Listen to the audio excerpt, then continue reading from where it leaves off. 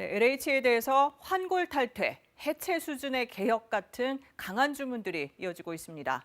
이 3기 신도시를 비롯해서 공급 대책을 추진하고 있는 정부의 고민도 깊을 수밖에 없는데요. 이 변창흠 장관의 사의 표명도 변수가 됐습니다. 임재성 기자가 보도합니다. 지금까지 신도시 땅을 산 것으로 확인된 20명은 모두 LH 직원입니다. 그중 3명은 광명시흥본부에서 일했던 경험이 있었습니다. 토지 보상과 업무 총괄직으로 재직해 내부 정보를 활용했을 것이란 주장도 나왔습니다. LH가 이미 국민의 신뢰를 잃은 만큼 환골 탈퇴하는 변화가 필요하다는 의견이 부동산 장관회의에서 다시 나온 배경입니다. 시장에선 2009년 주택공사와 토지공사가 합병되기 전으로 돌아가는 방안이 거론됩니다. 택지 조성과 건설, 분양 등 역할별로 조직을 쪼개야 한다는 겁니다. 여기에 부동산 투자 금지나 취득 신고제 등 내부적인 제도 개선 논의도 힘을 받고 있습니다. 경제부총리를 중심으로 기존의 병폐를 도려내고 환골 탈퇴하는 혁신 방안을 마련토록 하겠습니다.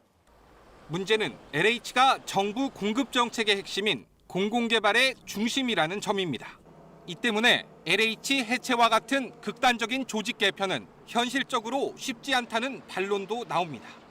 이사대책 관련돼서 추진을 하는데 LH 역할을 빼고 갈 수는 사실 없죠. 다만 LH 역할이 확대되지 않는 선에서 어떤 여러 가지 규제 틀들을 덜어내면 민간의 역할을 어느 정도 띄워주는 거죠. 이와 관련해 국토부 고위 관계자는 3기 신도시를 비롯해 이사 공급 대책의 차질 없는 추진을 위해 민간의 역할을 늘리는 방법 등 다양한 방안을 검토하고 있다고 KBS에 밝혔습니다. 부동산 정책의 성패가 국민 신뢰에 달려 있다는 점에서 정부는 LH의 구체적인 개혁안은 물론 공급 대책의 보완 방안도 최대한 빠른 시일 안에 마련해야 합니다. 여기에 이런 과제를 동시에 이어받을 새로운 국토부 장관을 찾아야 한다는 과제까지 안게 됐습니다.